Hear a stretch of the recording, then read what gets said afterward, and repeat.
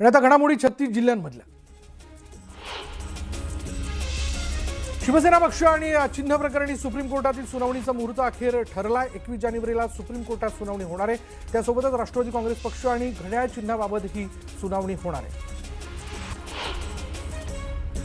सर्व 29 महानगरपालिकांमधील महापौर पदाच्या आरक्षणाची सोडत गुरुवारी 22 जानेवारीला काढली जाणार आहे. सकाळी 11 वाजता सर्व महापालिकांच्या महापौर पदाची आरक्षण सोडत काढली जाईल आणि त्यामुळे महापौर पदासाठी इच्छुक नगरसेवकांचं आता 22 जानेवारीच्या सोडतीकडे लक्ष लागलं. मुंबई महापालिका आयुक्त भूषण गगराणींनी महत्त्वाची माहिती दिली. आजच महापालिका निवडणुकीनंतरचं गॅझेट काढण्याचे नगर विकास विभागाने आदेश दिलेत. गॅझेट प्रसिद्ध झाल्यानंतर सर्वच राजकीय पक्षांना आपल्या नगरसेवकांची नोंदणी करावी लागणार आहे. महापालिकेतील सत्तेच्या चाव्या हातात घेण्याकरता स्वीकृत नगरसेवकांची फिल्डिंग लागणार. अनुभवी व्यक्तीला स्वीकृत नगरसेवकाचा दर्जा देऊन महत्त्वाच्या पदांवर नेमण्याच्या हालचाली सुरू झाल्या.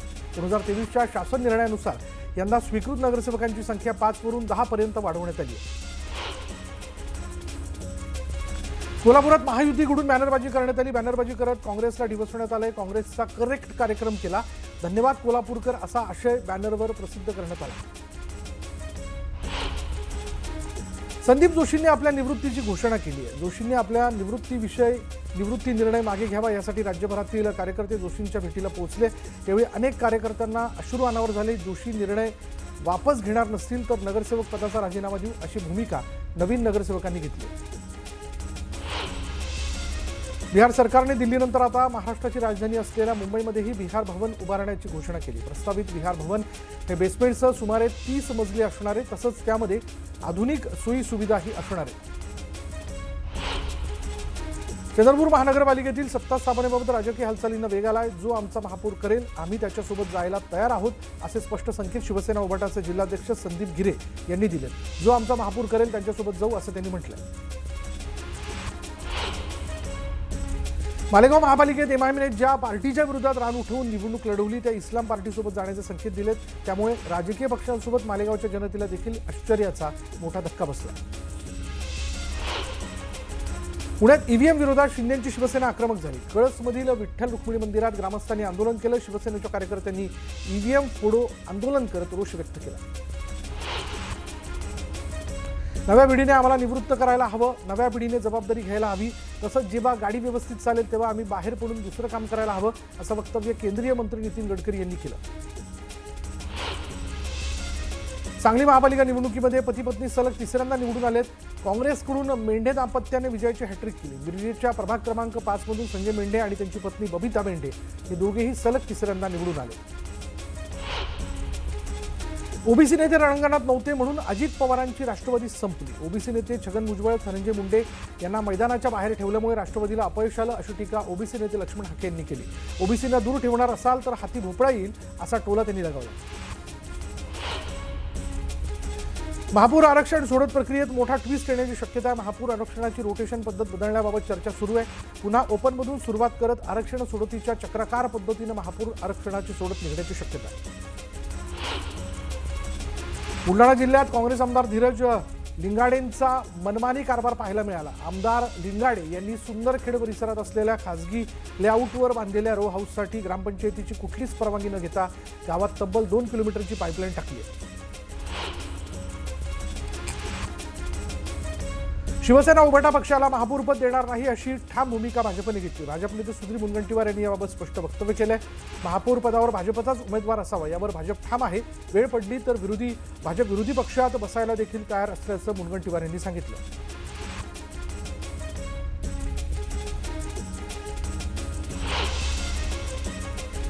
ठाण्यात भाजपाला महापौरपद मिळावं अशी मागणी जी ती निरंजन डावखरे यांनी केली. भाजपचा ठाण्यात 100% स्ट्राईक रेट असल्याचं म्हणत डावखरेंनी महापौर पदाची मागणी केली. नाहीतर विरोधी बाकावर बसू असा इशारा डावखरेंनी दिला. विजय वडेट्टीवार आणि खासदार प्रतिभा धानोरकर यांच्यातील अंतर्गत संघर्षामुळे काँग्रेसमधील वाद चव्हाट्यावर आला आहे. याचा काँग्रेसला फटका बसण्याची शक्यता आहे. भाजपकडून अद्याप उद्धव ठाकरेंच्या शिवसेनेला कोणताही अधिकृत प्रस्ताव देण्यात आलेला नाही. मात्र आमचे सर्व पर्याय खुले असल्याची ठाकरेंच्या शिवसेनेतील वरिष्ठ सूत्रांनी माहिती दिली. मार्क्सवादी कम्युनिस्ट पार्टीच्या नेतृत्वाखाली पालघरमधून शेतकऱ्यांचा लॉंग मार्च निघाला. शेती पाण्यासह शेतकऱ्यांच्या प्रश्नावर हा मार्च काढण्यात आला. बागलाणच्या लखमापूरमध्ये एका शेतकऱ्याच्या फार्म हाऊसमध्ये बिबट्या शिरला. बिबट्यानं पाळीव कुत्र्यावर हल्ला करत त्याची शिकार केली. दुसऱ्या कुत्र्याने बिबट्याचा पाठलाग केला, मात्र भीतीपोटी तो देखील माघारी फिरला. हा सर्व थरार सीसीटीव्ही कॅमेऱ्यात कैद झाला. नाशिकच्या पिंपळगाव मोर या गावात आयशर ट्रक स्लिप झाल्याचं पाहायला मिळालं. रस्त्यावरून जाणाऱ्या दुचाकी स्वाराला वाचवताना हा ट्रक रस्त्यावरून बाजूला गेला आणि बाजूच्या वाळूमुळे स्लिप होऊन दुकानामध्ये शिरला. या अपघातामध्ये 2 जण जखमी झाले. मनमाड रोडवर वऱ्हाणे गावाजवळ पहाटेच्या सुमारास ट्रॅव्हल बस आणि पिकअपची समोरासमोर धडक होऊन झालेल्या अपघातात 4 जणांचा जागीच मृत्यू झाला. दोन्ही वाहनातील 22 प्रवासी जखमी झाले. जळगावमध्ये नगर परिषदेच्या निवडणुकीतील कामावरून वाद उफाळल्यानं 2 गटात तुफान हाणामारी झाली. 16 ते 17 जण जखमी झाले. यात दोन्ही गटांकडून दगड आणि विटांचा वापर करण्यात आला होता. अमरावतीच्या तळेगाव दशासर इथे बैलगाडा शर्यत पार पडली. यावेळी तरुणीनं या स्पर्धेत सहभाग घेतला. बैलगाडी हाकत तरुणीनं सर्वांचं लक्ष वेधलं. पार्किंगच्या किरकोळ वादातून तरुणाला बेदम मारहाण झाली. कुर्ल्यात ही घटना घडली आणि बाईक स्वाराचा फेरीवाल्यांशी वाद झाला. या वादानंतर फेरीवाल्यांकडून तरुणाला मारहाण करण्यात आली. यात तरुण गंभीर जखमी झाला. फेरमतमोजणीसाठी शिवसेना ठाकरे पक्षाने राज्य निवडणूक आयुक्तांकडे धाव घेतली आहे. जळगावमधील ठाकरे पक्षाचे उमेदवार कुलभूषण पाटील यांची फेरमतमोजणीची मागणी निवडणूक निर्णय अधिकाऱ्यांनी फेटाळली आणि त्यामुळे आता कुलभूषण पाटील यांनी निवडणूक आयुक्तांकडे धाव घेतली. पुण्यातील नवनिर्वाचित नगरसेवकांची अजित पवारांनी बैठक घेतली. तब्बल 1 तास अजित पवारांनी सर्व नगरसेवकांना मार्गदर्शन केलं. महापालिका समजून घ्या, महापालिकेबाबतचा सगळा अभ्यास करा, अशा सूचना अजित पवारांनी दिल्या. अनिशा माजगावकर यांनी मनसे नेते संदीप देशपांडेंची भेट घेतल्यानं चर्चांना उधाण आलंय.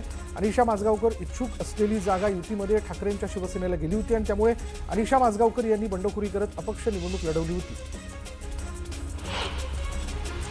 मनसेच्या गटनेतेपदी यशवंत किल्लेदार यांची नेमणूक करण्यात आली आहे. शिवतीर्थवर पार पडलेल्या बैठकीत हा निर्णय घेण्यात आला. मुंबई महापालिकेच्या कामकाजात भाग घेण्यासाठी प्रत्येक पक्षाचा गटनेता हा महत्त्वाची भूमिका बजावत असतो. किमान 6 नगरसेवक असलेल्या पक्षाला गटनेता बनण्याचा मान मिळतो. रत्नागिरी जिल्ह्यामध्ये जिल्हा परिषद पंचायत समिती निवडणुकांचं बिगुल वाजलंय. खेड तालुक्यातील शिवसेना पक्षाच्या उमेदवारांनी आपापले अर्ज वाजत गाजत दाखल केलेत. काही लोक निवडणुकांच्या पार्श्वभूमीवर विकास कामांची खोटी पत्र वाटून जनतेची दिशाभूल करण्याचं काम करत असल्याची टीका योगेश कदमांनी ठाकरेंच्या शिवसेनेवर केली.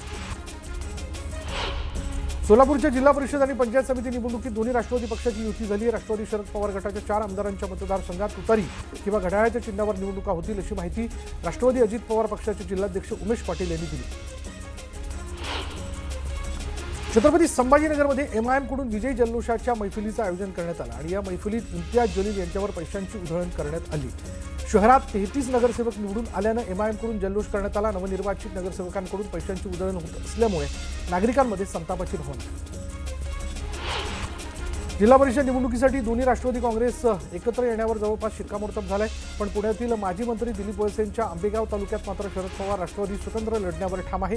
दिलीप वळसेंच्या विरोधात विधानसभा लढलेले शरद पवार राष्ट्रवादीचे जिल्हाध्यक्ष देवदत्त निकमांनी तसं पक्षश्रेष्ठींना कळवलं. मुंबई महापालिकेमध्ये महापौर पदावरून जोरदार रस्सीखेच सुरू आहे. अशातच आता उद्धव ठाकरे आणि मुख्यमंत्री देवेंद्र फडणवीस यांच्यात चर्चा झाल्याची माहिती वरिष्ठ सूत्रांकडून मिळते. तसंच भाजप सत्ता स्थापन करत असल्यास ठाकरे गट भाजपच्या पाठीशी राहणार असल्याची माहितीही वरिष्ठ सूत्रांकडून मिळते. मुंबईचे इतर पालिकेतील महापौर पदांबाबत महायुतीची चर्चा झाली आहे. एकनाथ शिंदे आणि रवींद्र चव्हाणांमध्ये पहिल्या टप्प्याची चर्चा झाल्याची माहिती सूत्रांनी दिली आहे. दरम्यान या बैठकीत भाजप शिंदेंना मुंबई, KDMC, उल्हासनगर, ठाणे पालिकेबाबत ऑफर दिली आहे. मुख्यमंत्री पदाप्रमाणे मुंबईचं महापौरपद शिंदेंना देऊन भाजप मोठेपण दाखवणार असल्याची माहिती सूत्रांनी दिली आहे. फाटाफूट होऊ नये म्हणून ठाकरेंच्या शिवसेनेचे आणि मनसेचे नगरसेवक नॉट रिचेबल आहेत, तर ठाकरेंच्या शिवसेनेचे 9 नगरसेवक अज्ञातस्थळी आहेत. तसंच मनसेचेही 7 नगरसेवक अज्ञातस्थळी असल्याची माहिती मिळते. ठाणे महानगरपालिकेतील सत्ता स्थापनेला वेग आला. भाजपनं मोर्चे बांधणी सुरू केली आहे. ठाण्यात भाजपकडून बॅनरबाजी करण्यात आली आणि या बॅनरमधून शिवसेनेला सूचक इशारा देण्यात आला. शीळ ते वडली, भाजपा वाढवली असा मजकूर बॅनरवर प्रसिद्ध करण्यात आला.